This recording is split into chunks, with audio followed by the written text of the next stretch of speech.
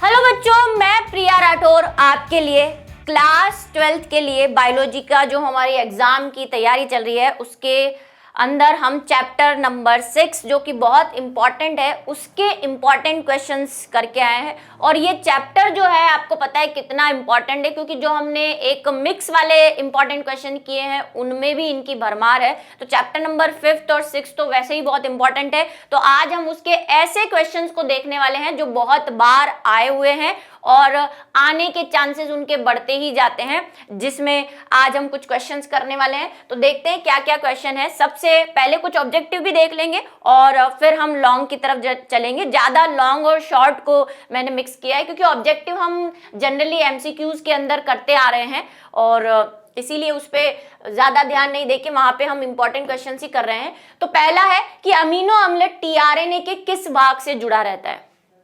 Amino अम्ल tRNA के किस भाग से जुड़ा रहता है। तो यहाँ पे आपको पता है टीआरएनए का कुछ ऐसा शेप है, ठीक है, इस तरह का।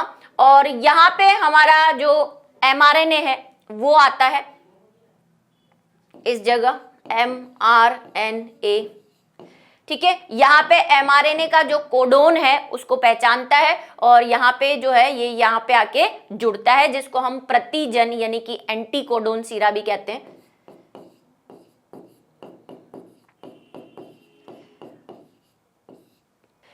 ठीक, तो हमसे ये पूछ रहा है कि अमीनो अम्ल टीआरएनए के किस भाग से, 5वें सिरे से, तीसरे सिरे से या एंटीकोडोन सिरे से या डीएचयू सिरे से जुड़ता है। तो आपको पता है ये वाला 5' होता है, ये वाला 3' होता है। तो जो टीआरएनए का अमीनो अम्ल होता है, जो अमीनो एसिड्स होता है, वो इस जगह पे आके जुड़ता है यानी कि तीसरे सिरे पर जुड़ता है। तो हमें यहाँ पे क्या करना पड़ेगा, बी आंसर जो है वो क्या करना पड़ेगा, टिक करना पड़ेगा, ठीक है। नेक्स्ट की तरफ चलें। निम्न में से कौन सा आरएनए का कार्य है, निम्न में से कौन सा आरएनए का कार्य है। तो यहाँ पे आरएनए का कार्य बताना है आपको। ये वाला क्वेश्चन थोड़ा अच्छा है, ये आया हुआ क्वेश्चन है।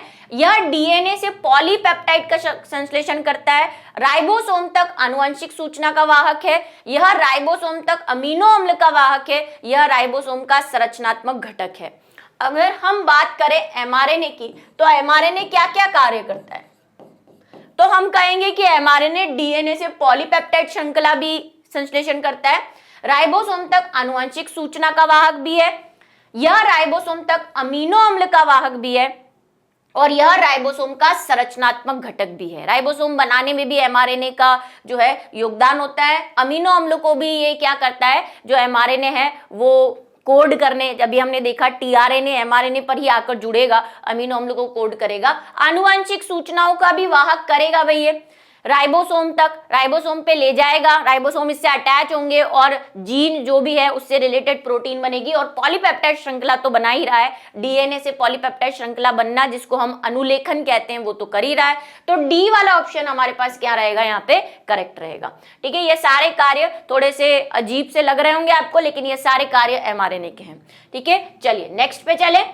नेक्स्ट है कि डीएनए की लंबाई को किस रूप में परिभाषित किया जा सकता है। अगर आप बोलना चाहें कि हमारा डीएनए जो है वो इतना लंबा है या ऐसा है, तो आप किस रूप में उसको परिभाषित करेंगे। तो हम ये कहते हैं कि डीएनए की लंबाई जो है उसको हम क्या कर सकते हैं, क्षारक युग्म यानी कि बेस पेयर के रूप में हम क्या कर सकते हैं, बता सकते हैं कि हमारे डीएनए में इतने बेस पेयर है और हमारा डीएनए जो है वो इतना लंबा हो सकता है। जैसे कि हमने निकाला हुआ है ह्यूमंस का डीएनए, हमने बोला कि 2 कई बुक्स तो 1 लिखती है मीटर और कुछ कह रही हैं कि 2.2 मीटर तक लंबा हो सकता है। कैसे निकाला था ये हमने, तो हमने कहा था कि हमारे जो डीएनए है उसमें 6.6 × 10⁹ बेस पेयर है, ठीक है। और डीएनए का जो वाटसन क्रिक मॉडल है उसके अकॉर्डिंगली हमने कहा था कि हमारे जो बेस पेयर्स हैं उसमें 0.34 × 10⁻⁹ कितने हैं, डिस्टेंस है, ठीक है, उनके बीच में नैनोमीटर का डिस्टेंस है। तो हमने कहा कि जितना डिस्टेंस है और जितने हमारे पास न्यूक्लियोटाइड है उसको मल्टीप्लाई कर लिया था और मल्टीप्लाई करने पे फिर हमारे पास जो नंबर आया था वो 2.2 या 2.1 आया था। और इसलिए हम कह रहे थे कि मानव का जो डीएनए है वो कितना लंबा है, 2.1 मीटर लंबा है। ये ऐसे निकाला था हमने, आपको याद है क्लास के अंदर। तो हमारे अंदर इतने क्या है, बेस पेयर्स हैं। तो बेस पेयर की संख्या कितनी है उसके आधार पर, या न्यूक्लियोटाइड कितने हैं उसके आधार पर हम क्या कर सकते हैं, हमारे डीएनए की या किसी भी डीएनए की लंबाई को परिभाषित कर सकते हैं। ठीक है, नेक्स्ट है न्यूक्लियोसोम मॉडल में हिस्टोन अष्टक से बाहर स्थित हिस्टोन प्रोटीन का नाम बताइए। ठीक है, ये सारे ही आए हुए क्वेश्चन है, मैं बार बार कह रही हूं, और ऐसा कुछ नहीं है कि किस बोर्ड से है, सभी बोर्ड्स के पेपर को देख देख के कुछ क्वेश्चंस मैंने यहाँ पे लिए हैं जो सभी बोर्ड में कॉमनली बार बार पूछे हुए हैं। ठीक है, तो यहाँ पे पूछ रहा है अष्टक से बाहर, जो ऑक्टामर बना था हमारा, न्यूक्लियोसोम बनाया था हमने डीएनए पैकिंग के अंदर, डीएनए पैकिंग के अंदर हमने न्यूक्लियोसोम बनाया था, 8 हमारे पास हिस्टोन प्रोटीन थे, 4 आगे 4 पीछे, वो मैंने मोतियों से भी एक वीडियो के अंदर आपको प्रैक्टिकल करके भी बताया था। तो यहाँ पे क्या है, 4 पीछे हैं, ठीक है, और 4 आगे हैं। कौन कौन से थे, तो हमने कहा था कि यहाँ पे हमारे पास जो है H2 A के 2 हैं, H2 B के 2 हैं, H3 के 2 हैं और H4 के 2 हैं। ऐसे करके हमारे पास 8 ऑक्टामर थे। ठीक है, अष्टक थे, उससे हमारा न्यूक्लियोसोम बना था, और उसके ऊपर क्या होता है, डीएनए आकर लिपट जाता है, ऐसे एक सर्कल बना लेता है इस तरह से डीएनए। लेकिन मैंने आपको बताया था कि वो मोती जैसे ही मैं खींच रही थी बार बार खुल रहा था, तो हमें ये जो न्यूक्लियोसोम बनता है, जो ऑक्टामर बनता है, ये बार बार खुल जाएगा क्योंकि डीएनए को बाउंडेशन चाहिए, ये फ्री है यहाँ से, जैसे ही डीएनए खींचेगा ये तो खुल जाएगा, बाहर निकल जाएगा ऑक्टामर। तो इसको रोकने के लिए हमने क्या किया था, ऑक्टामर के बिल्कुल कॉर्नर पे हमने एक क्या लगा दी थी, लॉक सिस्टम लगाया था। याद आ रहा है आपको, ये लॉक सिस्टम कौन सा था, हमने कहा ये lock system H1 histone protein था। ठीक है, और ये न्यूक्लियोसोम से बाहर है इसकी पैकिंग को बनाए रखने के लिए। तो यहां पे आंसर क्या हो जाएगा, हमारा आंसर जो है वो H1 हिस्टोन प्रोटीन। और आपको पता है कि ये क्या कर रहा है, अगर आपसे इसका काम पूछ ले तो यह न्यूक्लियोसोम को खुलने से रोकता है। ठीक है, लॉक सिस्टम लगाएगा उसके अंदर, ताले की तरह लग जाएगा ताकि न्यूक्लियोसोम खुल ना जाए, एक जगह पे व्यवस्थित रहे। ठीक है, चलो नेक्स्ट की तरफ चलें। नेक्स्ट है, एक न्यूक्लियोसोम में डीएनए के कितने क्षारक युग्म स्थित हैं। ठीक है, एक न्यूक्लियोसोम में डीएनए के कितने क्षारक युग्म स्थित हैं। तो अब क्या है यहाँ पे, अब अगर हम बात करें कि एक न्यूक्लियोसोम अगर हम बना रहे हैं, न्यूक्लियोसोम क्या अभी जो मैंने बनाया ये 8 वाला, इसके ऊपर मैंने कहा डीएनए ऐसे लिपटा हुआ है इस तरह से, तो ये कह रहा है ये जो डीएनए लिपटा हुआ है इसमें कितने क्षारक युग्म आपको मिलेंगे। तो हमारा आंसर क्या हो जाएगा, हमें यहाँ पे 200 क्षारक युग्म मिलेंगे। कितने मिलेंगे, 200 बेस पेयर क्षारक युग्म। बेस पेयर का मतलब क्षारक युग्म। क्या होते हैं क्षारक युग्म, जो हमारे नाइट्रोजेनिक बेस हैं उनके पेयर। ठीक है, केंद्रक को रंगने पर किस प्रकार का क्रोमेटिन गहरा होता है। ठीक है, क्रोमेटिन किस प्रकार का गहरा होता है उसे हम क्या कहते हैं, इनडायरेक्ट वे में ये पूछना चाह रहा है कि केंद्रक को रंगने पर किस प्रकार का क्रोमेटिन गहरे रंग का हो जाता है। तो हमने कहा था कि हमारे डीएनए में जो क्रोमेटिन की फॉर्म में रहता है सेल के अंदर, न्यूक्लियस के अंदर, उसमें जब हम स्टेनिंग करते हैं तो हमें 2 प्रकार के कलर्स दिखाई देते हैं। एक तो लाइट कलर का दिखता है कुछ डीएनए, और कुछ डार्क कलर का दिखाई देता है। जो डार्क कलर का जो हमें दिखाई देता है उसे हम क्या कहते हैं, हेटेरोक्रोमेटिन। क्या कहते हैं उसे, हेटेरोक्रोमेटिन कहते हैं। ठीक है, जबकि जो लाइट कलर का दिखाई देता है उसे हम क्या कहते हैं, यूक्रोमेटिन कहते हैं। इन दोनों में अंतर क्या है, इन दोनों में अंतर ये है कि ये गहरे कलर का है, ये लाइट कलर का है। ठीक है, और हेटेरोक्रोमेटिन और यूक्रोमेटिन में क्या अंतर है, इस पे भी क्वेश्चन आया हुआ है, नीचे क्वेश्चन आएगा, अभी हम देखेंगे कि क्या क्या अंतर है। वैसे हमने क्लास के इंपॉर्टेंट क्वेश्चंस और मॉडल पेपर के अंदर भी आया हुआ है, शायद एमपी वाले मॉडल पेपर के में शायद आया हुआ है। चलिए नेक्स्ट की तरफ देखिए, लैक ऑपेरोन में एंजाइम परमिएज क्या कार्य करता है। तो आपको पता है लैक ऑपेरोन में 3 एंजाइम्स होते हैं, कौन कौन से, एक तो Z था, एक Y था और एक A था। ठीक है, Z वाला क्या था, Z वाला जो था वो क्या कर रहा था, बीटा गैलेक्टोज था। Y वाला परमिएज था और A वाला ट्रांस एसिटिलेज था। ठीक है, तो इसमें ये जो वाई है परमीएज वो क्या काम कर रहा था, वाई परमीएज जो है वो लैक्टोज एंजाइम जो, या लैक्टोज जो बाहर पड़ा हुआ है, एंजाइम नहीं, लैक्टोज जो कार्बोहाइड्रेट बाहर पड़ी हुई है उसको अंदर लेने, सेल के अंदर लेने के लिए परमेबिलिटी को कंट्रोल करता है। ठीक है, तो क्या काम करता है, एंजाइम परमीएज जीवाणु कोशिका के लैक्टोज के प्रति पारगम्यता को बढ़ा देता है। ठीक है, कब अंदर आने देना है, कब नहीं आने देना है, कब परमेबिलिटी बनानी है, इसका कंट्रोल कौन करता है, वाई करता है। ठीक है, चलिए नेक्स्ट है निम्न के बीच में अंतर बताना है। आपको क्या क्या अंतर बताना है, ये एनसीईआरटी के अंदर भी दे रखा है, एनसीईआरटी का ही क्वेश्चन है लेकिन इसके आने के चांसेस है, यानी कि इंपॉर्टेंट क्वेश्चंस के अंदर है, इसलिए मैंने इसको लिया है। सबसे पहले है पुनरावर्ती डीएनए। पहले हमें पता करना है कि पुनरावर्ती डीएनए और अनुषंगी डीएनए क्या होता है। अनुषंगी डीएनए हमने किसे बताया था, अनुषंगी डीएनए को हम सैटेलाइट डीएनए भी कह रहे हैं, सैटेलाइट डीएनए, सैटेलाइट डीएनए कह रहे हैं। ठीक है, तो अनुषंगी डीएनए और रिपीटेटिव डीएनए में क्या डिफरेंस है ये हमें बताना है।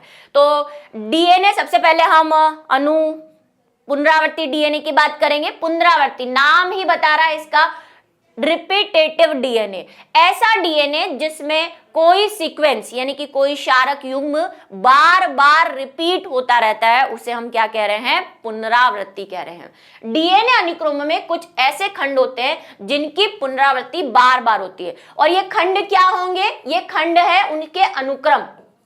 ठीक है, सीक्वेंस भी कह सकते हो आप। और ये सीक्वेंस किससे बने हुए, तो डीएनए आपको पता है क्षारक युग्मों से बना हुआ है ना, नाइट्रोजेनिक बेस से बना हुआ है। तो ये नाइट्रोजेनिक बेस बार बार रिपीट हो रहे हैं। मान लो जैसे कि अभी मैंने कहा एजी एजी बार बार रिपीट हो रहा है, एजी एजी एजी, ऐसे ये बार बार रिपीट हो रहा है। कुछ बिल्कुल एक से खंडों की डीएनए अणु में लगातार अनेक प्रतियां उपलब्ध रहती है। इस बार बार दोहराए जाने वाले खंडों को पुनरावर्ती डीएनए कहा जाता है। ठीक है, ये डीएनए में कहीं भी हो सकते हैं। अभी क्योंकि हम सैटेलाइट डीएनए और पुनरावर्ती डीएनए में डिफरेंशिएट करेंगे, तो ये वाला जो डीएनए होता है ये जनरली आपका आनुवंशिक रूप से एक पीढ़ी से दूसरी पीढ़ी में नहीं जाएगा। ठीक है, ये इनएक्टिव सा रहता है और ये डीएनए में कहीं भी हो सकता है, डीएनए में किसी भी जगह हो सकता है ये पुनरावर्ती डीएनए। अगर हम बात करें सैटेलाइट डीएनए की, अगर हम बात करें सैटेलाइट डीएनए की, तो ये डीएनए पुनरावर्ती का ही एक प्रकार है। रिपीटेटिव डीएनए इसमें भी यही है, सीक्वेंस बार बार रिपीट हो रहे हैं, लेकिन ये रिपीटेड सीक्वेंस जो है वो किसी पर्टिकुलर जगह पे, और स्पेशली हम सैटेलाइट डीएनए की जब बात करते हैं तो हम कहते हैं कि ये क्रोमोसोम के सिरे पर, क्रोमोसोम के सिरे पर ज्यादा पाए जाते हैं। ये भी रिपीटेटिव है, लेकिन ये कहीं कहीं पे बहुत ज्यादा कॉइल्ड हो जाते हैं और इकट्ठा होके अलग से दिखने लग जाते हैं। जैसे कि मान लो ये डीएनए यहाँ पे सैटेलाइट बन गया, फिर यहाँ पे, तो यहाँ पे भी रिपीटेशन है, रिपीटेशन यहाँ पे भी है, ये भी पुनरावृत्ति है, लेकिन ये अलग से दिखने लग जाते हैं, उन्हें हम क्या कहते हैं, सैटेलाइट डीएनए कहते हैं। यहाँ पे पुनरावृत्ति बहुत ज्यादा है और एक साथ बहुत ज्यादा पुनरावृत्ति है, इसीलिए। ठीक है, वो जो पुनरावृत्ति है वो डीएनए में पूरी सभी जगहों पे कहीं भी हो सकती है इन द सेंस। ठीक है, कुछ पुनरावृत्ति डीएनए पूरे डीएनए में बिखरे रहते हैं जैसे कि मैंने कहा, लेकिन कुछ एक साथ समूह के रूप में पाए जाते हैं जिन्हें टेंडम कहते हैं। बात की थी हमने वीएनटीआर की, टेंडम रिपीट।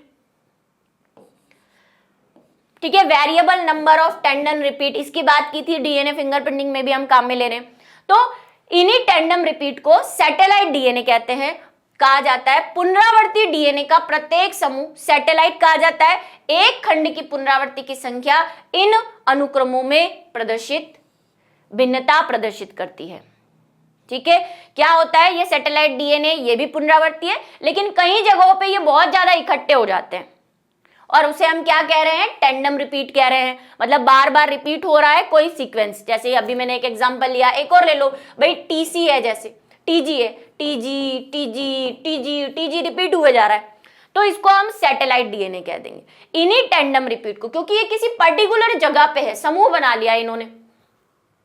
और ये जो रिपीटेटिव डीएनए वो कैसे भी हो सकते हैं, जैसे ये डीएनए देखो रिपीटेटिव और उसमें देखो फर्क, देखो एक बार, यहां क्या होगा, यहां पे भी रिपीटेशन है, लेकिन ये रिपीटेशन किसी एक ही जगह पे समूह के रूप में है, तो उसे हम सैटेलाइट कह रहे हैं। लेकिन पुनरावृत्ति में क्या है, ये पूरा डीएनए, ठीक है, इस डीएनए में थोड़ा सा रिपीटेशन यहाँ पे है, थोड़ा सा यहाँ पे है, थोड़ा सा यहाँ पे है, तो ये रिपीटेटिव है। और ये जब समूह बना लेता है किसी एक जगह पे, बार बार रिपीटेशन यहीं पे इसी जगह पे मिल रहा है, गुच्छा सा बना लिया है, तो उसको हम क्या कह देंगे, फिर सैटेलाइट कह देंगे। ठीक है, ये बेसिक डिफरेंस है, तो आप समझ गए। अच्छा, एक खंड की पुनरावृत्ति की संख्या इन क्रमों में भिन्नता प्रदर्शित करती है। कितने इसमें रिपीटेटिव हैं उसके आधार पर फिर हमने वेरिएबल नंबर बोला था कि वेरिएबल नंबर टैंडम रिपीट किसके अंदर कितने नंबर्स में हो सकता है। ठीक है, जब डीएनए फिंगरप्रिंटिंग की हमने बात की थी तब इसको बहुत डिस्कस किया था, बल्क डीएनए है ना, मिनी सैटेलाइट, काफी चीजें हमने डिस्कस की थी। अब है मेल्सन और स्टॉल ने अपने प्रयोगों में CH-Cl2 घनत्व ग्रेडियंट में अपकेंद्रीय, ये CS छोटा है, ठीक है, अपकेंद्री का उपयोग इन्हें पृथक्करण करने के लिए किया। RBSE 2020 में आया था। ऑप्शन है यहाँ पे RNA से डीएनए को करने में, प्रोटीन से डीएनए को करने में, 15 डीएनए को सामान्य डीएनए अणुओं में, या अंतरण आरएनए डीएनए से डीएनए को। मेल्सन ने जो प्रयोग किया था, मेल्सन और स्टॉल ने क्या प्रयोग किया था, इन्होंने सेमी कंजर्वेटिव नेचर बताया था, है ना, डीएनए का अर्ध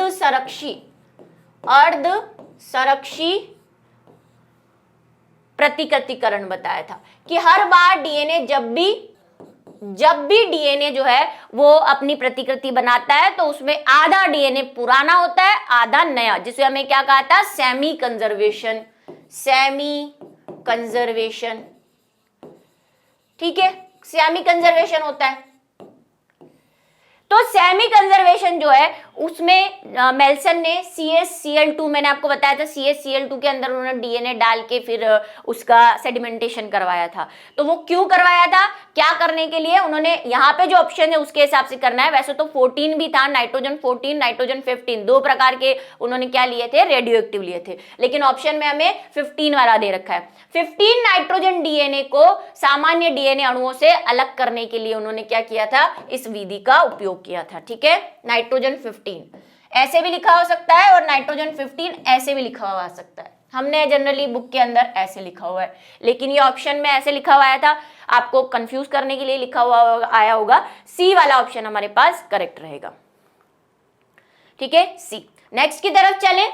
नेक्स्ट है आनुवंशिक कूट की 4 विशेषताएं बताइए। आरबीएससी के अंदर 2012 में, आरबीएससी के अंदर, सिर्फ आरबीएससी के अंदर 2016, 2014 और भी कहीं आया हुआ है। अभी शायद हमने एक मॉडल पेपर किया था, एमपी वाला ही था शायद, और एक और मॉडल पेपर किया था, उसके अंदर भी था, वहां पे डिटेल क्वेश्चन में था। यहाँ पे शॉर्ट टाइप के अंदर आया हुआ है, ठीक है, और शायद 1.5 नंबर के अंदर आया हुआ है। तो ये देखिए, इसकी भी इंपॉर्टेंस है। आनुवंशिक विशेषता, अब ऐसा नहीं है कि ये बिहार और यूपी में नहीं आ सकता, क्योंकि मैंने कहा मॉडल पेपर में आया हुआ है किसी, या एमपी में तो शायद है ही, एक और बिहार या यूपी के मॉडल पेपर में भी कुछ पूछा हुआ है। तो आनुवंशिक कूट की क्या विशेषता है, तो हमने कुछ विशेषताएं देखी है आनुवंशिक कूट की। पहली कि ये क्या होता है, त्रिक के रूप में पाया जाता है। जो भी कोडोन होगा वो कैसे होगा, ट्रिपलेट फॉर्म में होगा, है ना, त्रिक के रूप में, जिसको हम क्या कह रहे हैं, कोडोन कह रहे हैं। दूसरी क्या है, ये असंदेहसाध्य पद यानी कि अनएम्बिग्यूअस होता है और विशिष्ट होता है। इसका क्या मतलब था, ये लॉन्ग वाले में आया था, आपको याद है, मैंने आपको इसको एक्सप्लेन किया था। क्या मतलब है इसका ये मतलब है कि एक पर्टिकुलर कोडोन, यानी कि कोई भी एक कोडोन सिर्फ एक प्रकार के अमीनो अम्ल को ही क्या करता है, कोड करता है। इसके लिए मैंने आपको गर्लफ्रेंड बॉयफ्रेंड वाला एग्जांपल बताया था कि ये बड़ा ईमानदार बॉयफ्रेंड है, कौन, कोडोन। एक कोडोन ने ये कसम खा रखी है कि मैं उम्र भर एक ही प्रकार के अमीनो अम्ल को बनाऊंगा, ठीक है, ईमानदार है, ये असंदेह है, इस बॉयफ्रेंड पे हम संदेह नहीं कर सकते। इसने कहा है कि मैं जो है ये बनाऊंगा तो मैं हमेशा वही बनाऊंगा। जैसे कि AUG जो है वो हमेशा मिथायोनिन बनाता है, ठीक है, तो मिथायोनिन ही बनाएगा पूरी उम्र भर। आप किसी भी कोडोन को देख के ये पता कर सकते हो कि ये कोडोन जो है ये चीज बना रहा है, ठीक है, क्योंकि ये क्या है, असंदेह पद है। इसके बाद ये अपहासित होते हैं। अब ये बॉयफ्रेंड, तो बॉयफ्रेंड किसको कह रहे हैं भाई, हम कोडोन को कह रहे हैं। और गर्लफ्रेंड कौन है इसकी, अमीनो अम्ल है। GF कौन है इसकी, अमीनो अम्ल है। ठीक है। तो बॉयफ्रेंड तो हमारा ईमानदार है, उसने कसम खा रखी है कि जब जब मैं प्रदर्शित हूंगा मैं इसी प्रकार का अमीनो अम्ल बनाऊंगा, ठीक है। लेकिन हमारी गर्लफ्रेंड थोड़ी सी शैतान है। वो कैसी है? वो अपहासित है। कैसे अपहासित है कि एक प्रकार का अमीनो अम्ल, एक प्रकार की गर्लफ्रेंड ने 2-3 प्रकार के क्या रख रखे हैं? कोडोन रख रखे हैं, बॉयफ्रेंड रख रखे। बॉयफ्रेंड इसके कौन है? कोडोन। तो इसने एक प्रकार का अमीनो अम्ल एक से ज्यादा प्रकार के क्या प्रदर्शित कर सकता है? कोडोन द्वारा प्रदर्शित हो सकता है, ठीक है। इसको डिटेल क्लास में मैंने समझाया है, एक हमने मॉडल पेपर किया था उसके अंदर भी एक्सप्लेन किया है कि ये क्या चीज है, ठीक है। मान लो जैसे कोई अमीनो अम्ल है, मैं सिर्फ एग्जांपल ले रही हूं, जैसे मान लो कोई वैलिन है, हमने भाई वो टेबल भी पढ़ी हुई है। अब वैलिन अमीनो अम्ल है, वैलिन जो है वो GUG से भी बन सकता है। मैं सिर्फ एग्जांपल ले रही हूं, है ना, मैं ऐसे मत सोचना मैम आप ये तो है ही नहीं वैलिन का, मैं जस्ट एग्जांपल ले रही हूं, ठीक है। जैसे GUG से भी बन जाएगा, AGU से भी बन जाएगा, UUG से भी बन जाएगा। तो भाई ये कैसा है? अपहासित है। भाई ये भ्रष्ट प्रकार की गर्लफ्रेंड है, इसने 2-3 बॉयफ्रेंड रख रखे। लेकिन ये जो है कोडोन, ये हमेशा कैसे रहेंगे? एम्बिग्यूअस। ये हमेशा वैलिन ही बनाएगा, ये भी हमेशा वैलिन ही बनाएगा, ये भी हमेशा वैलिन ही बनाएगा। तो ये तो ईमानदार है और ये खराब है। तो ऐसे मैंने आपको याद करने का तरीका बताया था। तीसरा जो नेक्स्ट है वो है कि कोमा रहित होनी चाहिए। आप बीच में कोमा नहीं लगाएंगे, ऐसे इनके बीच में AUG को सीधा लिखेंगे, CCG को सीधा लिखेंगे, ठीक है। विराम चिन्ह रहित होना चाहिए और अंत अतिव्यापित यानी कि नॉन ओवरलैप्ड होना चाहिए। नेक्स्ट की तरफ चलें। बस आपको 1.5 नंबर में था, सिर्फ लिखना था, इसको डिटेल नहीं करना है, विशेषताएं बतानी थी। नेक्स्ट की तरफ है सिस्ट्रॉन या समपार क्या होता है? ये क्वेश्चन भी आया हुआ है MP बोर्ड के अंदर, तो मॉडल पेपर के अंदर आया हुआ है, जो हमने MP बोर्ड का मॉडल पेपर किया है। लेकिन ये इंपॉर्टेंट भी है क्योंकि ये 2015, 17, 20 और 22 के अंदर अलग अलग बोर्ड्स के अंदर भी आया हुआ है, ठीक है। और मॉडल पेपर तो है ही। क्या है सिस्ट्रॉन? तो हमने कहा था DNA का वह खंड जो किसी प्रकार का प्रोटीन निर्माण या पॉलीपेप्टाइड कोडोन करेगा या कोड बनाएगा, किसी पर्टिकुलर प्रोटीन को बनाएगा, किसी पर्टिकुलर लक्षण या जीन को प्रदर्शित करेगा, तो उसे हम क्या कहते हैं? सिस्ट्रॉन कहते हैं, ठीक है। 2 प्रकार के देखे थे हमने, मोनोसिस्टोनिक और पोलोसिस्टोनिक।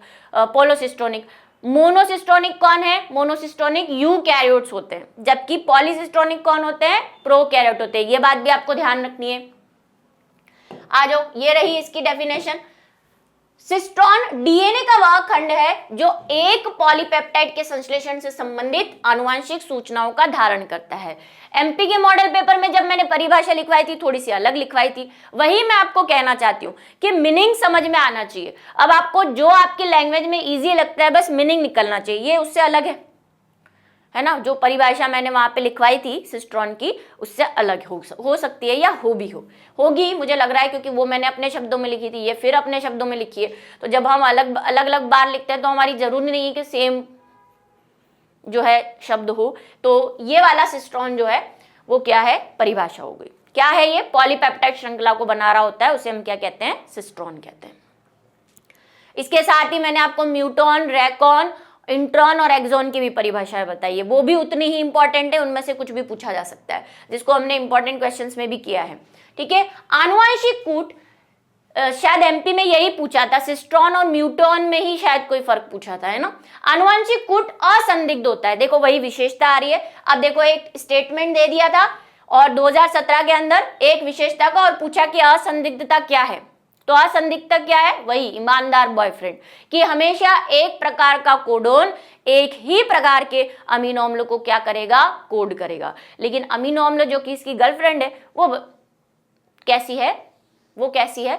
उस पर हम संदेह कर सकते हैं, क्योंकि वो तो अपहासित है, भ्रष्ट है, ठीक है। चलो, आनुवंशिक कूट असंदिग्ध व विशिष्ट होता है तथा इसका अर्थ है कि प्रत्येक कोडोन केवल एक अर्थ या एक कोडोन केवल एक अमीनो अम्ल का ही कूट लेखन करेगा। जैसे एक एग्जांपल तो हमने वहां देखा ही था, जैसे CCG जो अमीनो अम्ल है वो प्रोलीन को ही कोड करेगा। तो जब भी आपको CCG CCG कोडोन है, मतलब ये बॉयफ्रेंड है। जब भी आप इस बॉयफ्रेंड को देखोगे आपको पता चल जाएगा कि इसकी गर्लफ्रेंड हमेशा प्रोलिन ही है, इसने कसम खा रखी है, ये कुछ और नहीं बना सकता।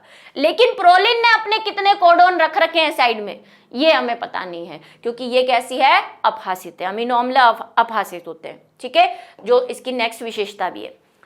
समझ गए? चले नेक्स्ट पे चले। एक और क्वेश्चन, एमआरएनए में कैपिंग और टेलिंग का क्या लाभ है? ये आरबीएससी में एक बार आया हुआ है, देखा हुआ है मैं, मतलब ईयर मुझे नहीं मिला इसलिए मैंने लिखा नहीं कि कौन से ईयर के अंदर आया हुआ है, लेकिन क्वेश्चन इंपॉर्टेंट है, पूछ सकते हैं, ठीक है। कैपिंग और टेलिंग क्या था? तो हमने कहा था कि जब हम डीएनए से एमआरएनए बनाएंगे, डीएनए से एमआरएनए बनाएंगे तो हम क्या करेंगे, उसको थोड़ा सा मेकओवर करेंगे, है ना। हमारा एमआरएनए अभी कच्चा है, जिसको हमने एचएन एमआरएनए कहा था, इसमें एक्सॉन्स है, इंट्रॉन्स है, उसको निकालेंगे और फिर एक कैप लगाएंगे इसको और एक पूंछ लगाएंगे। कैप कहाँ लगाएंगे? तो कैप हम बोल रहे हैं कि कैप जो है इसके आगे वाले सिरे पर लगाएंगे और टेल जो है वो पीछे वाले सिरे पर लगाएंगे। बात की थी हमने। कैपिंग के अंदर क्या लगाना है हमें? मिथाइयोनिन ट्राइफॉस्फेट की बहुत सारी श्रृंखलाएं लगानी है और पूंछ के अंदर हमें क्या लिखाना है? पॉली ए, यानी कि एडेनिन की पॉली श्रृंखलाएं, कम से कम 200-300 एडेनिन जो है आपको क्या लगाने हैं? पीछे की तरफ, पूंछ की तरफ लगाने हैं। तो अभी हमसे पूछा है लाभ क्या है इनका, तो पहले देख लेते हैं। कैप जो कि मिथाइयोलेट ग्वानोसिन, जो मैंने अभी बोला, एमआरएनए को हाइड्रोलाइटिक एंजाइम से बचाती है। क्या काम है इसका? हाइड्रोलाइटिक एंजाइम से बचाने का। क्यों बचा रही है भाई? देखो, ये एमआरएनए कहाँ है? सेल के अंदर है। सेल के अंदर राइबोसोम भी घूम रहा, लाइसोसोम भी घूम रहा है। मान लो ये कहीं किसी लाइसोसोम से टकरा गया। लाइसोसोम आपको पता है कितना खतरनाक होता है, सुसाइडल बैग कहते हैं उसको। जो भी इसके टच में या कांटेक्ट में आता है, ये अपने एंजाइम उसके अंदर डाल देता है या उसको अपने अंदर लेके खत्म कर देता है, क्योंकि उसमें हाइड्रोलाइटिक एंजाइम्स होते हैं, जल अपघटनीय एंजाइम्स होते हैं। कभी इसकी किस्मत खराब, लाइसोसोम से मुलाकात हो गई तो लाइसोसोम इसको खा जाएगा, हमारा तो प्रोटीन ही नहीं बनेगा, लाइसोसोम खा गया उसको। तो हाइड्रोलाइटिक एंजाइम्स और भी एंजाइम्स, अगर सेल के अंदर मान लो कोई हाइड्रोलाइटिक एंजाइम घूम रहा है, लाइसोसोम फट गया, हाइड्रोलाइटिक एंजाइम आ गया, तो ये उससे बचा के रखेगा, ठीक है। राइबोसोम की छोटी उप इकाई को एमआरएनए के जुड़ने के स्थान पर भी संकेत करता है, ठीक है। ये क्या करेगा? उसके जुड़ने के स्थान को भी संकेत करेगा कि राइबोसोम से कहां जुड़ना है इसे, क्योंकि ये एमआरएनए है ना, एमआरएनए बनने के बाद इसको राइबोसोम से जोड़ना है हमें ट्रांसलेशन करने के वक्त, तो ये जुड़ने में हेल्प करता है। उसके बाद है पूंछ। पूंछ कैसी होती है? अभी मैंने कहा पॉली ए की होती है, पॉली एडेनिन की होती है, और कम से कम कितने होते हैं? 200 से 300 पॉली ए जोड़ने हैं आपको इसके अंदर, ठीक है, एडेनिन जोड़ना है। और ये क्या काम करेगा? ये मैंने आपसे कहा था कि न्यूक्लियस जो है भाई ये कहाँ बन रहा है, ये तो आपको पता है ना, हमने क्लास के अंदर डिस्कस किया है कि एमआरएनए न्यूक्लियस के अंदर बनता है, ठीक है। तो न्यूक्लियस, डीएनए न्यूक्लियस में है तो एमआरएनए न्यूक्लियस में ही बनेगा।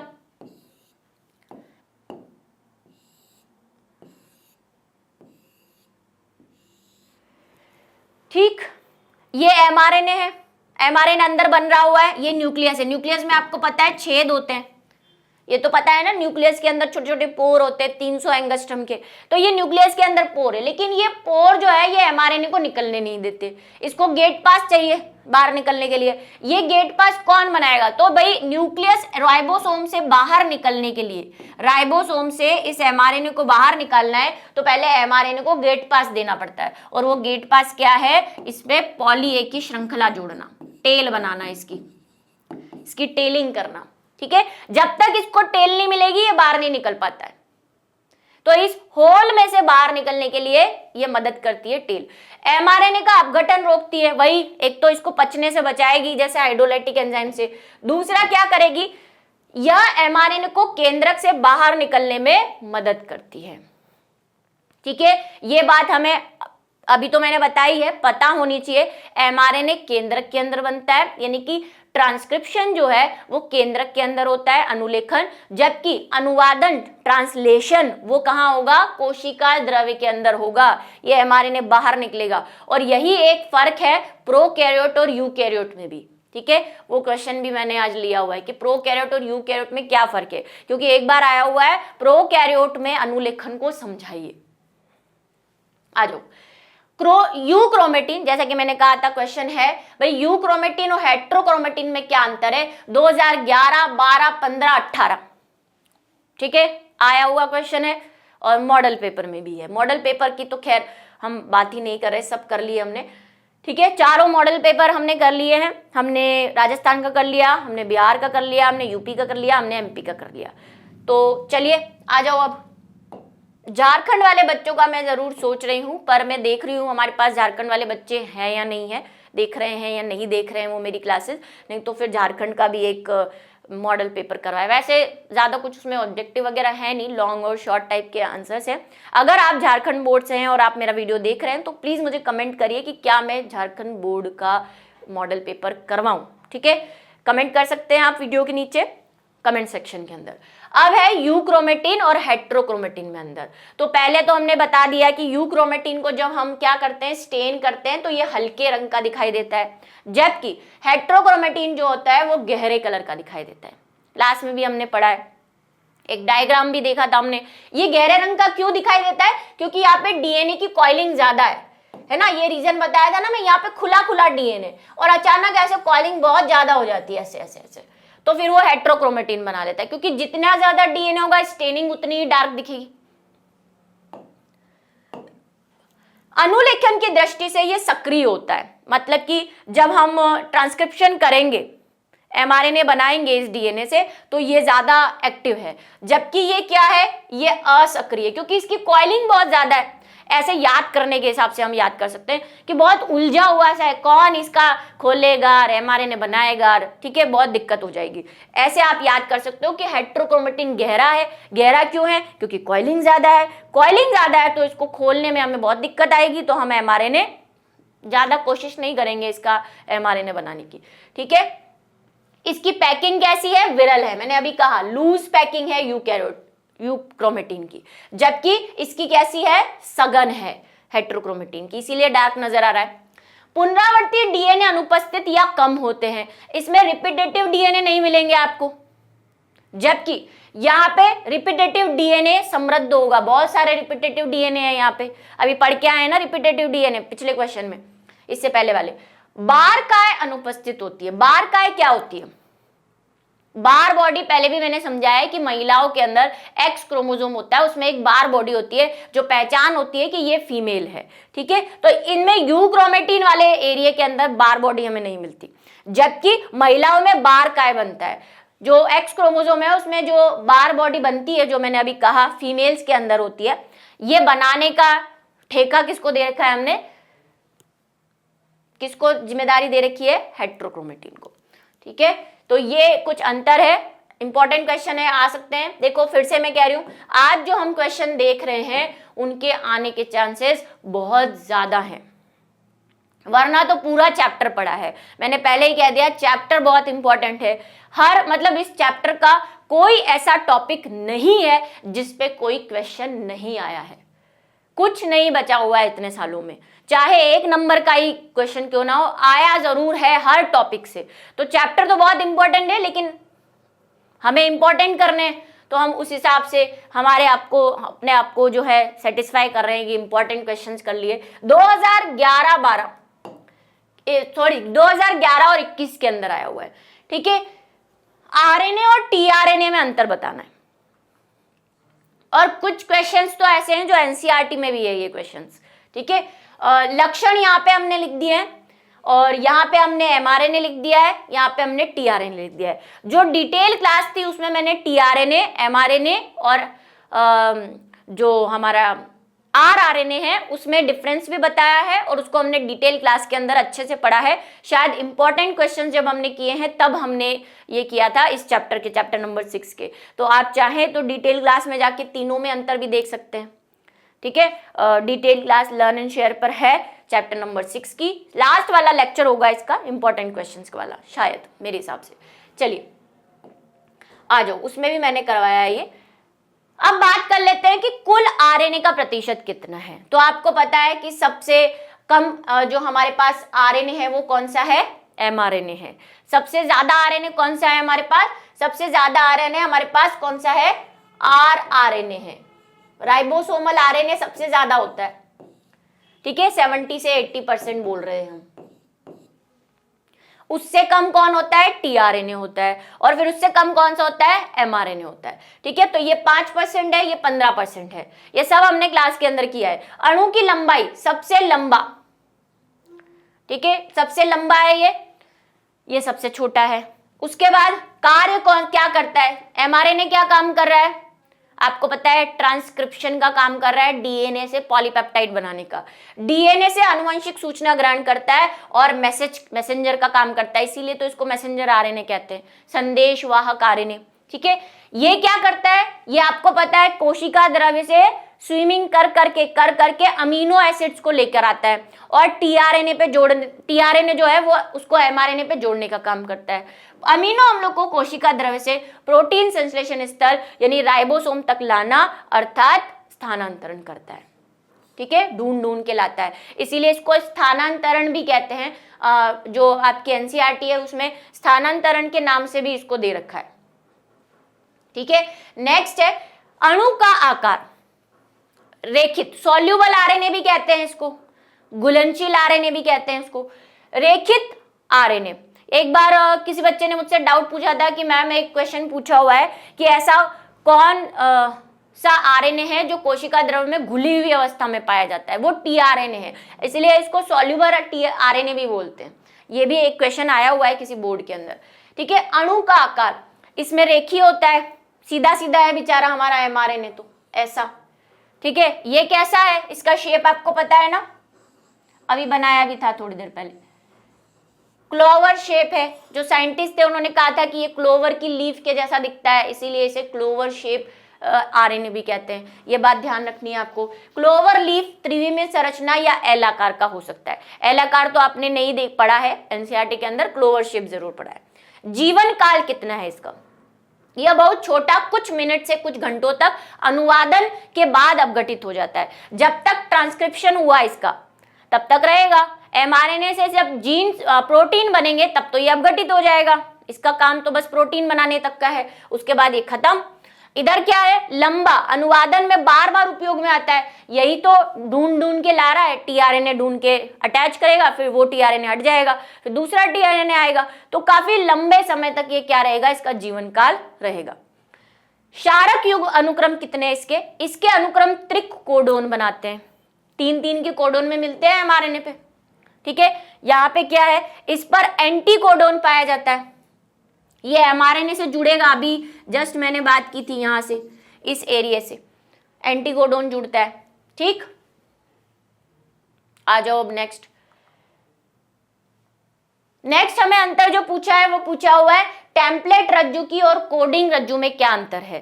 टेम्पलेट और कोडोन वाले जो डीएनए के सेगमेंट से उसमें क्या अंतर है? कहां से आया है ये क्वेश्चन? आपको पता है ये कौन सा बता रहा है भाई? लीडिंग वाला वो बता रहा है कि जो हमारा अनुलेखन होता है, ट्रांसक्रिप्शन होता है, उसके अंदर जब एमआरएनए बनता है तो एक स्ट्रैंड से एमआरएनए बनता है डीएनए के, जबकि दूसरे स्ट्रैंड से कोई एमआरएनए नहीं बनता। तो जिससे एमआरएनए बनता है उसे हम क्या बोलते हैं? Template reason. जिससे नहीं बनता उसे हम कोडोन कहते हैं। उसकी इज्जत रखने के लिए, क्योंकि ये नाराज हो जाता है, ये कहता है आप टेम्पलेट करते रहते, तो मुझे भी नाम दो, तो फिर हमने इसकी इज्जत रखने के लिए इसको क्या नाम दे दिया होता है? कोडोन रज्जु की। ठीक है, चलो पहला अंतर क्या है? टेम्पलेट हमेशा 3 से 5 की तरफ होता है। क्यों होता है? क्योंकि जो हमारा एमआरएनए बनेगा और उसके लिए जो हम एंजाइम काम में ले रहे हैं, कौन सा? डीएनए डिपेंडेंट एमआरएनए पॉलीमरेज, उसके नखरे हैं। आपको बताया था इसके ज्यादा ही नखरे हैं। ये कहता है मैं तो 5 से 3 की तरफ ही बनाऊंगा, तो अगर 5 से 3 की तरफ इसको बनाना है तो जुड़ना 3 से 5 की तरफ पड़ेगा। इसीलिए टेम्पलेट रीजन हमेशा कैसा होगा? 3 से 5 की तरफ। तो इसका जस्ट उल्टा ये होगा कोडोन वाला। आप समझ पा रहे हैं चीजों को? अगर आपने चैप्टर ढंग से नहीं पढ़ा है तो अभी नहीं समझ में आ रहा होगा, है ना। जब हम अनुलेखन करते हैं तो हम कह रहे हैं कि एक डीएनए का वह सेगमेंट जिससे एमआरएनए बनाना है हमको, इससे एमआरएनए बनेगा इस वाले से। ठीक है, तो इसको तो बोल रहे हैं टेम्पलेट, और जिससे नहीं बनता उसको कोडोन कहते हैं, है ना। इस वाले को टेम्पलेट पे प्राइमर आके जुड़ेगा और प्राइमर आपको पता है इसके नखरे, मैं ये कहता है मैं 5 से 3 की तरफ ही mRNA बनाऊंगा, तो अब ये 5 से 3 की तरफ जाना है तो जुड़ना कहां से पड़ेगा, इसको 3 वाले हिस्से से जुड़ेगा ना, तभी तो यहाँ पे 5 बनेगा, 5 से 3 वाला mRNA बनेगा। ठीक है, ये वाली बात है, याद आ रहा है कुछ डायग्राम देख के? अब तो हम सब कुछ कर चुके हैं, इसका वन शॉट भी कर चुके हैं, एमसीक्यूज भी कर चुके हैं, चैप्टर भी पढ़ चुके हैं। इंपॉर्टेंट क्वेश्चंस एक बच्चे ने कमेंट सेक्शन में आप लोगों ने लिखा था मैम चैप्टर 6 के करवा दो, इसीलिए मैं करवा रही हूँ। आरएनए के अनुलेखन एवं टेम्पलेट का कार्य करता है, ठीक है, वही हो गया, अनुलेखन में टेम्पलेट का काम करेगा। यह किसी चीज को कोड नहीं करता, ये तो ऐसे ही हमने इसको नाम रखने के लिए, मैंने कहा ना इज्जत रखने के लिए इसको नाम दे दिया। ये रो रहा था कि टेम्पलेट को ही आप तवज्जो देते रहते हो, मेरी तो कोई इज्जत ही नहीं है, तो हमने इसको कोडोन दे दिया है, लेकिन ये कोई कोड नहीं कर रहा, ऐसे ही वेला है, ये कुछ काम नहीं आएगा, ये वापस एमआरएनए बनेगा, वापस जुड़ जाएगा, बस इसका मन रखने के लिए। वो बच्चे होते हैं ना हमारे साथ गेम खेलते हैं, तो हम उसको कहते हैं कि वो बच्चा रोने लग जाता है कि मुझे तो पकड़ने ही नहीं देते किसी को, तो हम बोलते हैं इसका कच्ची अंडी है, इसको जो है ऐसे ही, ये आउट हो जाएगा तो आउट नहीं मानेंगे इसको, ऐसे बोल देते हैं ना, वैसे इसके साथ भी हमने ऐसा ही कर रखा है। इसमें बना एमआरएनए इसका पूरक होता है, जो एमआरएनए बनेगा वो टेम्पलेट से बनेगा, तो पूरक होगा, कॉम्प्लीमेंट्री होगा, जो डीएनए पे सीक्वेंस है उसके जस्ट अपोजिट एमआरएनए पे आएंगे। यहां पे क्या होगा, इसका अनुक्रम एमआरएनए के एमआरएनए अनुक्रम के समान होता है और यूरेसिल के स्थान पर इसमें थाइमिन होता है। ठीक है, ये क्या होगा, ये जो एमआरएनए बनेगा हमारा, ये डीएनए का टेम्पलेट जोन है, ठीक है, ये कोडिंग जोन है, इसको टी बोल दूं, इसको सी बोल दूं। आपको बताया था कि यहां पे एमआरएनए बनेगा, एमआरएनए किसका पूरक होगा, टेम्पलेट रीजन का पूरक होगा। यहाँ पे ए होगा तो यहाँ पे यू होगा, यहाँ पे जी होगा तो यहाँ पे सी होगा, ऐसे ये एमआरएनए तो क्या होगा, पूरक होगा टेम्पलेट का। लेकिन ये क्या होगा भाई, ये तो डीएनए का ही तो दूसरा हिस्सा है, तो ये तो इसका पूरक है। अगर ये इसका पूरक है तो एमआरएनए का भी क्या होगा, सेम ही होगा ना, क्योंकि एमआरएनए तो खुद इसका पूरक है। बात समझ में आई? देखो ये किसका पूरक है, ये दोनों आपस में पूरक है, डीएनए के दोनों जो स्ट्रैंड्स होते हैं वो एक दूसरे के कॉम्प्लीमेंट्री होते हैं। तो ये हमारा डीएनए का स्ट्रैंड है, ये भी डीएनए का स्ट्रैंड है, इसको हम तो हमने टेम्पलेट की तरह काम में ले लिया, तो ये दोनों एक दूसरे के पूरक है। ठीक, ये बात समझ में आई।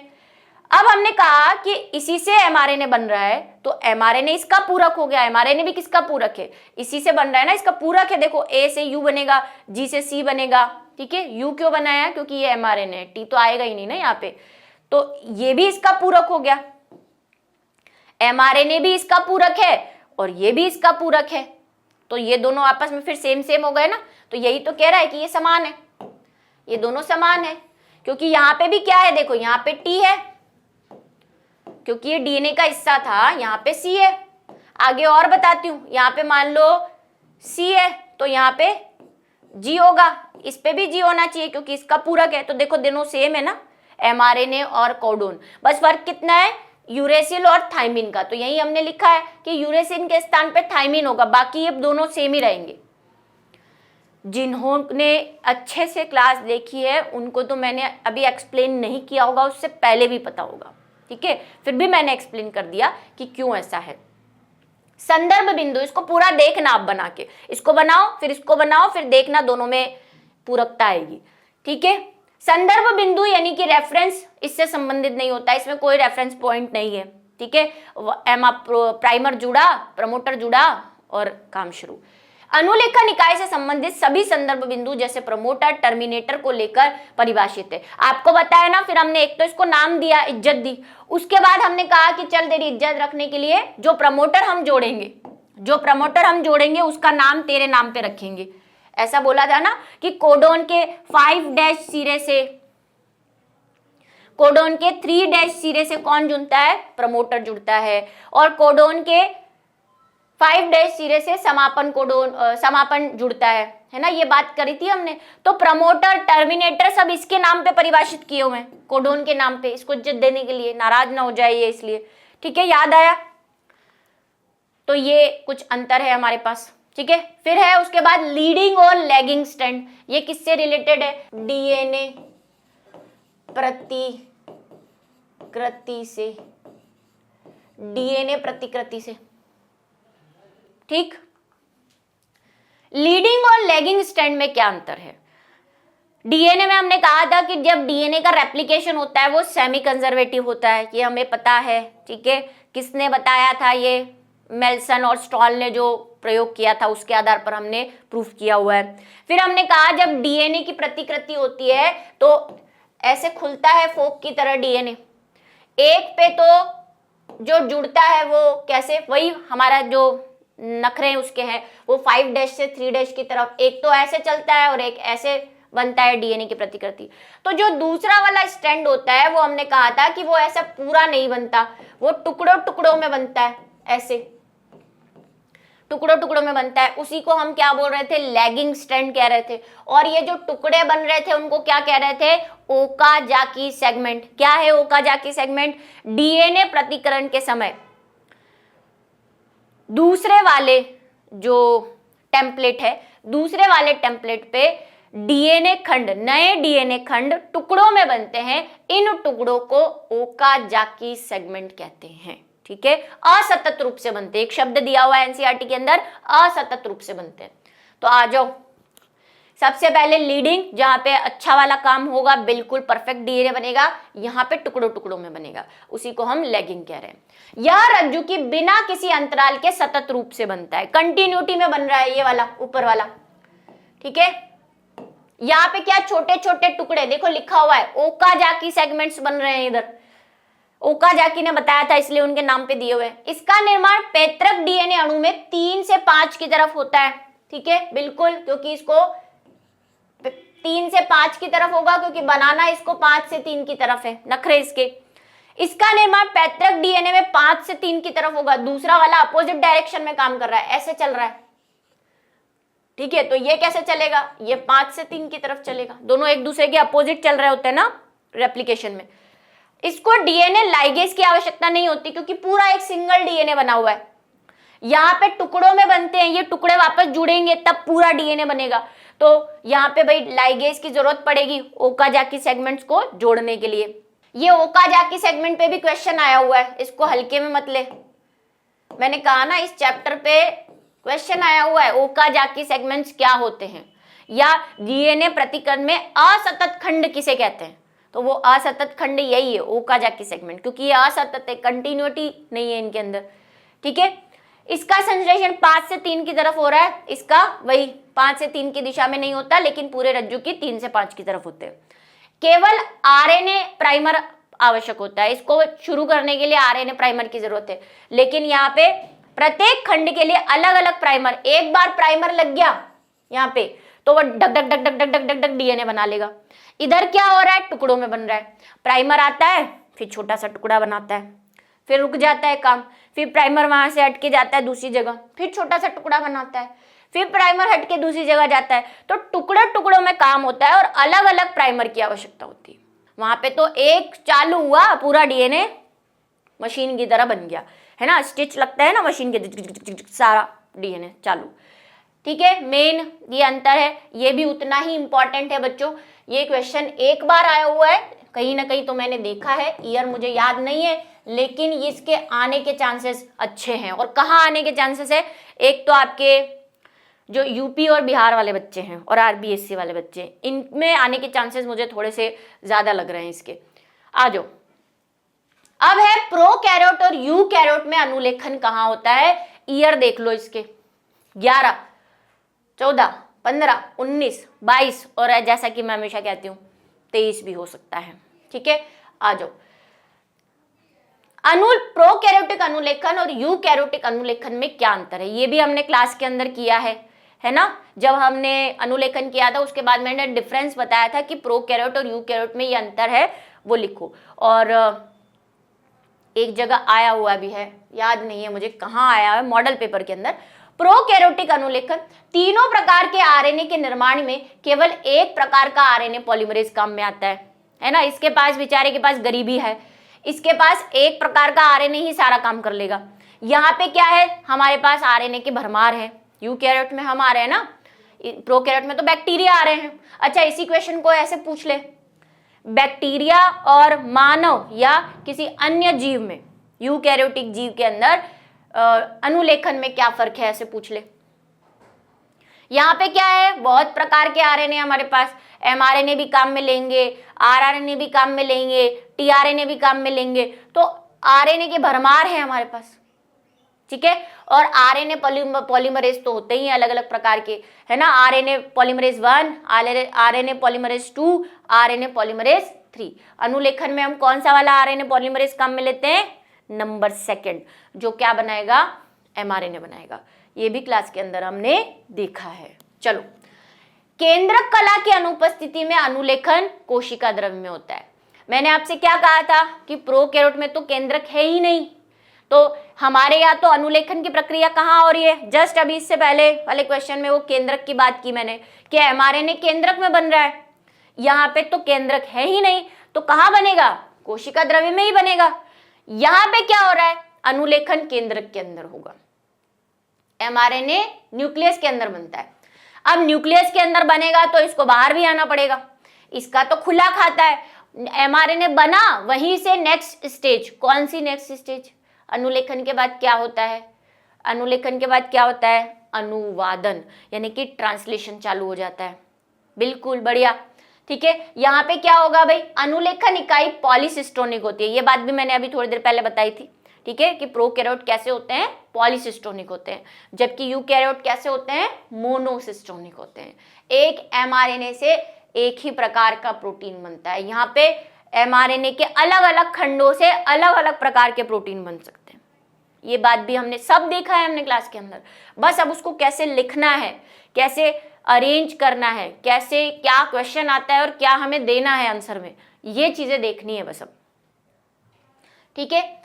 प्राथमिक अनुलेखन सीधे अनुवादन में भाग, जैसे कि मैंने कहा कोशिका द्रव्य में ही चीजें बन रही है, वहीं पे अनुवादन चालू हो जाएगा। बिल्कुल, एमआरएनए बनते ही अनुवादन शुरू। यहाँ पे तो हमें एमआरएनए में प्रोसेसिंग करनी है ना, अभी बात की एचएनआरएनए बनेगा यहाँ पे, तो यहाँ पे क्या बनता है, एचएनआरएनए बनता है, उसमें हमें प्रोसेसिंग करनी पड़ती है, स्लाइसिंग, है ना, कैपिंग और टेलिंग अभी पढ़ा, वो स्लाइसिंग करनी पड़ती है, एक्सोन्स को रखना है, इंट्रॉन्स को बाहर निकालना है, कैपिंग टेलिंग करनी है। तो यहाँ पे प्राथमिक अनुलेखन का प्रसंस्करण करना पड़ेगा, प्रोसेसिंग करनी पड़ेगी, ठीक है। अंतिम अनुलेखन बनता है, अंत अनुवादन बाद में होता है, थोड़ा टाइम लगेगा इसको। पहले तो ये केंद्रक से निकलेगा, निकलने के लिए इसमें प्रोसेसिंग होगी, कैप जोड़ेंगे, टेल जोड़ेंगे, फिर एक्सोन निकालेंगे, एंट्रोन निकालेंगे, एक्सोन को रखेंगे। यहाँ पे ऐसा कोई लफड़ा नहीं है, सीधे चालू अनुवादन, ठीक है, टाइम कम लगता है। आरएनए पॉलीमरेज में 5 पॉलीपेप्टाइड होते हैं और कम अनुलेखन कारकों की आवश्यकता होती है। 5 पॉलीपेप्टाइड ही है इसके पास और इजी वे में अनुलेखन हो जाता है। यहाँ पे 10 से 15 पॉलीपेप्टाइड है एमआरएनए के अंदर, ठीक है, और अनुलेखन में कारकों की आवश्यकता भी बहुत ज्यादा है, मतलब फैक्टर्स ज्यादा है। कोई निश्चित समय नहीं होता, कभी भी शुरू कभी भी खत्म, क्योंकि काम आसान है। कोशिका चक्र की जीवन और G2 अवस्था में होता है एमआरएनए का निर्माण, जीवन और G2 अवस्था के अंदर होगा। एस में तो डीएनए सिंथेसिस होता है। अब ये क्या है, ये कोशिका चक्र जिसने पढ़ा है क्लास 11th में, वही जो है इसको समझ पाएगा कि जो हमारी कोशिका विभाजित होती है वो 2 स्टेजेस से गुजरती है, एक तो अंतरावस्था इंटरफेज और दूसरी होती है एम फेज। तो अंतरावस्था में G0 होता है एक तो, जब कोशिका विभाजित नहीं होती, G1 में प्रिपरेशन होती है, G2 में भी प्रिपरेशन होती है, और S में क्या होता है, सिंथेसिस होता है डीएनए का। तो S में तो डीएनए सिंथेसिस होता है, उससे पहले प्रोटीन और एमआरएनए ये सब कहाँ बनते हैं, G1 और G2 के अंदर।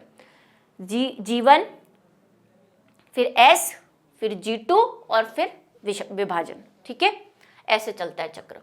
चलो, अब है लैक ऑपेरोन, ये भी मॉडल पेपर के अंदर हमने देखा हुआ है, आया हुआ है, और इसकी इंपॉर्टेंस तो आप देख ही सकते हैं कि एक उदाहरण देना है और प्रेरकीय का वर्णन करना है। इंड्यूसिबल ऑपेरोन क्या होता है उसको बताना है। क्या होता है इंड्यूसिबल, मैंने आपको समझाया था, इंड्यूस करना, किसी को प्रेरक करना, कि कोई व्यक्ति बैठा हुआ है, रिलैक्स बैठा हुआ है, उदास बैठा हुआ है, आप जाके उसको अच्छी अच्छी चीजें बताओ, उसको एक्टिव कर दो, तो आपने उसको क्या कर दिया, इंड्यूस कर दिया, एक्टिव कर दिया उसको, ठीक है, उसको कहते हैं इंड्यूसिबल। तो ये जो लैक वाला ऑपेरोन है, जो लैक्टोज से रिलेटेड है, वो इंड्यूस प्रकार का है ना। यहाँ पे पहले कैसे रहता है, ऑफ सिचुएशन में रहता है, लेकिन इसको इंड्यूस कर दिया जाता है, प्रेरक कर दिया जाता है लैक्टोज के द्वारा, तो ये ऑन हो जाता है। यही कहा था हमने, ऑफ होता है, ऑफ मूड में बैठा हुआ है आदमी, है ना, आप आए इंड्यूसर बन के, प्रेरक बन के आए, आपने उसको मोटिवेट किया, इंड्यूस किया और उसको ऑन कर दिया, वो अच्छा एक्टिव हो गया, तो आप क्या हो, इंड्यूसर हो, प्रेरक हो। यहाँ पे प्रेरक कौन है, यहाँ पे प्रेरक लैक्टोज है, ठीक है, ये यहाँ पे लिखना पड़ेगा आपको नीचे, प्रेरकीय का वर्णन करो, प्रेरकीय कौन है आपका, लैक्टोज है, आपको पूरा यहाँ पे डिफाइन करना पड़ेगा लैक ऑपेरोन मॉडल, ठीक है, थोड़ा सा मैं आपको हिंट दे दूंगी। चलिए, जैव रासायनिक वैज्ञानिक जैकब मोनेड ने किसको दिया था, ये तो आपको ध्यान रखना है, ई कोलाई के अंदर किया था, ई कोलाई की जो उपापचय किया है, मेटाबॉलिक जो रिएक्शंस है, उसमें आनुवंशिक पदार्थ को ऑपेरोन नामक नियामक जीन की इकाई होती है, ये बताया था इन्होंने, ठीक है, क्या था उसमें, कौन कौन से जीन थे। अब ऑपेरोन की परिभाषा वैसे तो मैंने क्लास में बोली हुई है, इसको एक बार और यहाँ पे देख लो, ये पूछी हुई है, परिभाषा बताओ ऑपेरोन की, तो क्या लिखोगे, एक ऑपेरोन एक या अधिक संरचनात्मक जीन, एक संरचनात्मक जीन, एक प्रोमोटर, एक नियामक जीन से बना डीएनए का वह भाग होता है जो एक इकाई के रूप में कार्य करता है, ऑपेरोन कहलाता है, ठीक है। ऑपेरोन की ऐसे कोई डेफिनेशन नहीं बनेगी। ऑपेरोन हम किसे कह रहे हैं, ऑपेरोन हम उस सेगमेंट को कह रहे हैं डीएनए में जहां पे प्रमोटर है ना, ऑपरेटर है, इनहिबिटर है, और वो तीन, अगर हम लैक ऑपेरोन की बात करें तो ZYA संरचनात्मक जीन है। ये पूरा जो है ये एक ऑपेरोन है, ऐसा हमने कहा था, ये पूरी यूनिट। तो इसमें क्या क्या आ रहा है, इसमें संचालक आ रहा है, प्रमोटर आ रहा है, नियामक आ रहा है और संरचनात्मक जीन भी आ रहे हैं, ठीक है, एक से अधिक है ना, 3 संरचनात्मक जीन है, तो ये क्या है, एक ऑपेरोन कहलाता है। ये परिभाषा नोट कर लो, पूछी हुई है भाई कई बार। इसकी क्रिया बाहर से उपलब्ध एक दमनकारी, यानी कि जो हमारा प्रेरक सह प्रेरक पर निर्भर करती है, वो कुछ भी हो सकता है, इंड्यूसर भी हो सकता है, दमनकारी भी हो सकता है, ठीक है, हमने पढ़ा था नेगेटिव पॉजिटिव 2 प्रकार की होती है। जीवाणु की पॉलीसिस्टोनिक संरचनात्मक जीन एक साझे प्रमोटर या नियामक जीनों से नियंत्रित रहती है, ठीक। आ जाओ, आनुवंशिक पदार्थ की ऐसी इकाइयां ऑपेरोन कहलाती है।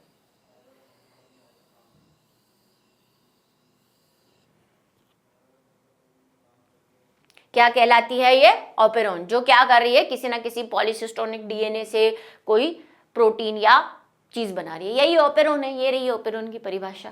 क्या देखा था लैक ऑपेरोन में हमने, कौन कौन से प्रोटीन थे, घटक बताओ भाई। एक तो हमने संरचनात्मक जीन देखे 3, कौन कौन से, एक तो Z, एक Y और एक A।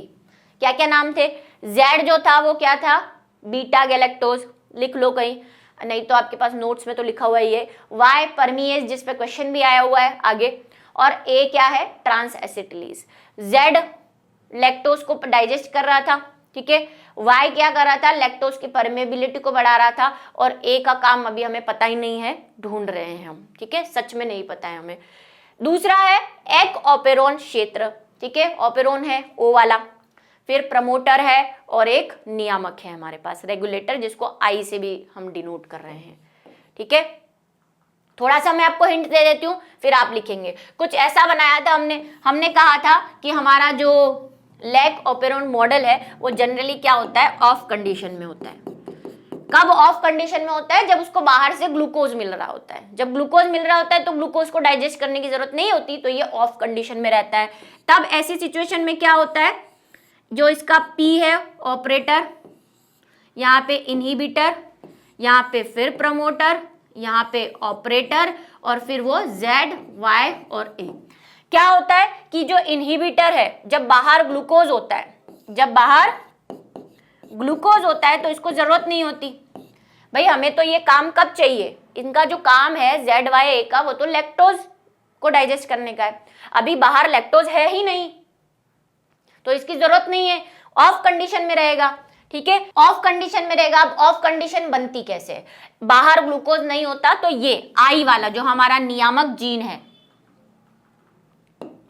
जो हमारा नियामक जीन है, जिसको हम दमनकारी भी कहते हैं, दमनकारी जीन भी कहते हैं, है ना। दमनकारी क्या करता है, एक प्रोटीन बनाता है। ये प्रोटीन किससे जाके चिपक जाती है, यहाँ पे ऑपरेटर पे जाके चिपक जाती है। तो हमारा जो प्रमोटर है, जो इनसे प्रोटीन बनाने का काम करेगा, प्रमोटर, प्राइमर, जो भी बोलो, तो प्राइमर है वो आगे नहीं बढ़ पाता। हमारा प्राइमर है यहाँ पे बनाने के लिए तैयार बैठा है, लेकिन ये आगे नहीं बढ़ पाएगा क्योंकि हमने यहाँ पे क्या कर रखा है, ये दमनकारी ने एक प्रोटीन जोड़ रखी है, इसको आगे नहीं बढ़ने देता। तो ये ऑफ कंडीशन में रहता है। जब ऑन कब होता है, जब बाहर की तरफ क्या हो जाए, लैक्टोज आ जाता है। अब इसको ग्लूकोज नहीं मिल रहा तो इसको खाने की कमी लैक्टोज से पूरी करनी पड़ेगी। लैक्टोज के आते ही क्या होता है, लैक्टोज कुछ मात्रा में जब अंदर की ओर आने लगता है ई कोलाई के अंदर, तो हमारा यही फिर से मैं बना रही हूं, देखो ये पी, ये आई, ये पी और ये ओ, और यहाँ पे जेड, वाई और ए। ठीक है, लैक्टोज अंदर आ गया। लैक्टोज अंदर आ गया तो क्या हुआ, जैसे ही लैक्टोज अंदर आया तो यहाँ पे जो जुड़ा हुआ है, जो आई ने जो यहाँ पे हानिकारक ये जोड़ रखा था, ये दमनकारी प्रोटीन जोड़ रखी थी यहाँ पे, तो ये दमनकारी जो प्रोटीन है ये जुड़ी हुई है। ठीक है, लैक्टोज अंदर आके क्या करता है, एलो लैक्टोज बना लेता है। रिवीजन कर रही हूँ, वैसे मुझे रिवीजन नहीं करना चाहिए क्योंकि हम तो सिर्फ इंपॉर्टेंट क्वेश्चन कर रहे हैं, हम कर चुके हैं इनको वन शॉट में, लेकिन फिर भी जो बच्चे पहली बार देख रहे हैं उनके लिए मैं फिर से, मेरी तरफ से कोई एफर्ट्स नहीं छूट जाए, बस वही चाहती हूँ मैं। एलो लैक्टोज बनता है, लैक्टोज अंदर लाते ही एलो लैक्टोज बना लेता है। ये एलो लैक्टोज क्या करता है, इसको खींच लेता है। एलो लैक्टोज को इससे बहुत प्यार होता है, तो ये एलो लैक्टोज क्या करता है, इसको यहाँ पे खींच लेता है और इसको अपने आप से जोड़ लेता है। अब ये यहाँ से हट गया, हटा रही हूँ मैं यहाँ से, ये देखो इरेज कर देती हूँ, ये हट गया और किससे जुड़ गया, यहाँ पे जुड़ जाता है दमनकारी। तो भाई जगह खाली हो गई ना, हमारा प्रमोटर जो यहाँ रुका हुआ था, इंतजार कर रहा था कि इनको बनाऊं, वो यहाँ पे आके जुड़ जाएगा और आगे की तरफ प्रोसेस चलेगा। Z से बीटा गैलेक्टोज, Y से परमीएज और A से ट्रांसएसिटिलेज बन जाएगा। तो भाई ये ऑफ था, इसको हमने क्या कर दिया, प्रेरित कर दिया। तो प्रेरक कौन है, लैक्टोज है यहाँ पे प्रेरक। ठीक है, प्रेरक कौन है, लैक्टोज है। तो ये आपको लिखना है। अब जो है ये क्वेश्चन देखो, ये ब्लैंक बोर्ड इसलिए लिखा है क्योंकि मैं इस क्वेश्चन को हर मॉडल पेपर, जो हमने 4 मॉडल पेपर किए हैं उसके अंदर ये क्वेश्चन आया हुआ है। मतलब इंपॉर्टेंट की भी पावर लगा दूं अगर मैं 100 तो भी शायद कम है, क्योंकि चारों मॉडल पेपर में वाटसन क्रिक थे मतलब, और उसके अलावा इनकी इंपॉर्टेंस इतनी है कि मैं जो भी पेपर पुराना खोलती हूँ मेरे को इन पे कोई क्वेश्चन मिल ही जाता है। तो मैं इस क्वेश्चन को करा के भाई बहुत बार, 4 तो मॉडल पेपर में करवाया मैंने, उसके बाद क्लास में करवाया, उसके बाद वन शॉट के बाइक पे करवाया, उसके बाद इंपॉर्टेंट क्वेश्चन जो हमने मिक्स वाले लिए थे उसमें भी करवाया। तो मैं अब इस क्वेश्चन को, मुझे लगता है कि आप इस क्वेश्चन से बोर हो गए होंगे अगर आप मेरी रेगुलर क्लासेस देख रहे हैं। तो वाटसन और क्रिक मॉडल की कोई होड़ नहीं है, इसका तो इंपॉर्टेंट करना ही है, चाहे इस चैप्टर से कुछ करो ना करो, वाटसन क्रिक जरूर करना है क्योंकि बहुत बार क्वेश्चन आया हुआ है। मतलब शायद ये बोर्ड भर जाएगा अगर मैं इसके ईयर लिखूंगी। तो मैं अभी इसको एक्सप्लेन नहीं कर रही, इनकी रेस्पेक्ट को रखते हुए एक डीएनए बना दे रही हूँ। ठीक है, तो आप देख लेंगे इसको। चलिए नेक्स्ट की तरफ चले। डीएनए आरएनए में क्या अंतर है, ये भी एमपी वाले मॉडल पेपर के अंदर तो हमने देखा ही था, 10, 18 और 21 में भी आया हुआ है। ठीक है, क्या है, ये द्विरज्जुकी होता है, डबल स्टैंडर्ड होता है डीएनए, जबकि आरएनए जनरली सिंगल स्टैंडर्ड होता है। अपवाद दोनों के लिखे हुए हैं यहाँ पे। इसका अपवाद है 5174 जो कि सिंगल स्टैंडर्ड है, और इसका अपवाद जो कि डबल स्टैंडर्ड है, रियो वायरस या रियो विषाणु। ठीक है, जनरली सिंगल स्टैंडर्ड होता है, ये जनरली डबल स्टैंडर्ड होता है। डबल स्टैंडर्ड भाई डीएनए ऐसा है, सिंगल स्टैंडर्ड इसको कहते हैं। ठीक है, पेंटोशर्करा डीऑक्सी होती है इसके अंदर, डीऑक्सीराइबो। क्या मतलब हुआ इसका, भाई इसकी जो पेंटोस शुगर है उसके सेकंड नंबर के कार्बन पे सिर्फ हाइड्रोजन है, ऑक्सीजन नहीं है सेकंड नंबर पे। ठीक है, जबकि यहाँ पे क्या है, सेकंड नंबर के कार्बन पे OH ग्रुप है, हाइड्रोक्सिलिक ग्रुप है, इसलिए इसको डीऑक्सी कहते हैं और उसको ऑक्सीराइबोस कहते हैं। ठीक है, पिरामिड क्षारक जो होते हैं वो थाइमिन और साइटोसिन होते हैं, जबकि यहाँ पे क्या होते हैं, यूरेसिल और साइटोसिन होते हैं। ठीक है, अधिकांश जीवों में, वास्तव में सभी में, कोशिका संरचना वाले जीवों में आनुवंशिक पदार्थ डीएनए होता है, लेकिन कुछ विषाणुओं के अंदर आनुवंशिक पदार्थ कैसा होता है, आरएनए। उदाहरण क्या है इसका, HIV, याद रखना है ये रिट्रोवायरस है HIV। ठीक है, उसमें आनुवंशिक पदार्थ आरएनए होता है, टीएमवी के अंदर भी, टोबैको मोज़ेक वायरस के अंदर भी। कार्य क्या है इसके, ये जो छोटी मोटी चीजें होती है ना, ये किसी दिन फंसवा देती है हमें, ठीक है। आनुवंशिक सूचनाओं का संग्रहण व नियंत्रण, क्योंकि हम मैडम की सुनते नहीं है, ठीक है, बोला होगा मैम ने, पहले भी कई बार बोला है, लेकिन कई बार ऐसे सवाल आ जाते हैं, कई बार जैसे हम इम्पोर्टेंट करते हुए ढूंढते हैं, जैसे ढूंढता हूं मैं हर घड़ी, तो भाई ढूंढ रहे होते हैं हम, जैसे वो हमें नहीं मिलता और कुछ नया ही, वो सोच सकते हैं भाई पेपर वाले कि हर बार क्या वाटसन क्रिक लगा रखा है, आज कुछ नया देंगे, तो भाई कुछ नया करने की होड़ में भी हम फंसे हुए रहते हैं, ध्यान रखें इन चीजों का। कार्य आनुवंशिक संरचनाओं का संग्रह व नियंत्रण, लेकिन उसकी इंपॉर्टेंस इसलिए है वाटसन क्रिक की, देखो चारों मॉडल पेपर के अंदर आया हुआ है वो। और दूसरा ये कि आपने पता नहीं नोटिस किया या नहीं, मैंने ये नोटिस किया है, पहले भी ये चीज बोली है मैंने, कि बिहार के जो मॉडल पेपर जब मैंने देखे तो कई बार तो अभी जैसे जो मॉडल पेपर आया है ना 2022 का मॉडल पेपर, वो तो उसके तो 90% क्वेश्चन 2014 में जो क्वेश्चन पेपर आया हुआ है बोर्ड के अंदर उससे मिलते जुलते हैं। मतलब मुझे तो ऐसा लगा 14 का ही क्वेश्चन पेपर मॉडल पेपर की तरह डाल दिया है। तो ऐसा मतलब मॉडल पेपर से काफी क्वेश्चंस आ जाते हैं कई बोर्ड्स के अंदर, इसलिए उनको ध्यान से देखें, करें और इनकी इंपॉर्टेंस को समझें। कुछ जीवों में आनुवंशिक सूचनाओं का नियंत्रण साथ में दूध के रूप में, संरचनात्मक अणु और कभी कभी एंजाइम के रूप में भी कार्य करता है, ठीक है। मेनली इसका काम क्या है, प्रोटीन बनाना, आरएनए का, लेकिन कई बार आनुवंशिक रूप से जैसे कि एचआईवी वगैरह में भी करता है। इसका काम तो एक ही है, आनुवंशिक सूचनाओं का आदान प्रदान करना। हालांकि प्रोटीन में भी इसका योगदान रहेगा, लेकिन अनुलेखन तक, ठीक है। रासायनिक व कार्य के रूप से स्थिर होता है, भाई ये एक्टिव नहीं है, इसीलिए तो हमने कहा था डीएनए ही क्यों आनुवंशिक पदार्थ है, आरएनए क्यों नहीं है, क्योंकि ये थोड़ा सा स्थिर है, स्टेबिलिटी है इसके अंदर, इसके डबल स्टैंड है, एक स्टैंड गायब भी हो जाता है तो दूसरा कॉम्प्लीमेंट्री बन जाता है। यहाँ पे ये सिंगल स्टैंड ही होता है और अस्थिर होता है, इनएक्टिव होता है, इसकी पेयरिंग नहीं होती ना, भाई ये बैचलर है, एक ही पेयर है इसका, ऐसे मैंने बोला था, इसका भाई एक ही स्टैंड है, कवारा है ये, तो भाई कवारे तो ज्यादा एक्टिव रहते हैं, तो ये जो है ये कम स्थिर रहता है, स्टेबिलिटी कम है इसकी, पेड़ ढूंढता रहता है अपना। ये पहले से ही डबल स्टैंडर्ड है तो ये थोड़ा सा न्यूट्रल रहता है, शादीशुदा आदमी, ठीक है। चलो आ जाओ नेक्स्ट की तरफ चलें। भाई नेक्स्ट कुछ नहीं है, इसका मतलब ये है कि आज के हमारे जो क्वेश्चन आंसर है चैप्टर नंबर 6 के सबसे इंपॉर्टेंट क्वेश्चन, और वो मैं आपके लिए लेके आई थी। कमेंट सेक्शन, लाइक और सब्सक्राइब तो आप कर ही देंगे। मिलेंगे नेक्स्ट क्लास में नए कुछ चीज़ों के साथ, तब तक के लिए